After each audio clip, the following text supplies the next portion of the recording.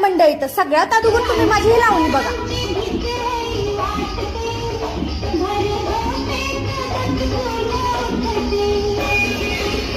कसं काय मंडळी, बरं आहे ना? तर मंडळी, तुम्हाला तर माहिती आहे आपल्या बीडच्या नाट्यगृहामध्ये महाराष्ट्र शासनाचा एक लोककलेचा कार्यक्रम आहे. मग त्यासाठी मी पण चालली आहे. आज माझा तिथे लावणी परफॉर्मन्स आहे.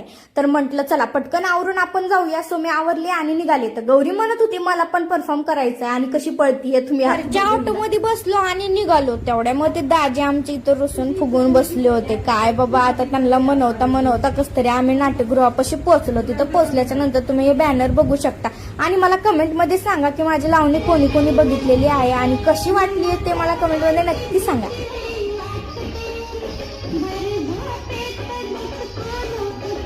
माझा परफॉर्मन्स झाला आणि माझा मेकअप पण उतरला. इकडे अनामिकाने एक छोटस बाळ घेतलं होतं, ते एकदम क्यूट होतं. अनामिका पण बघायला आली.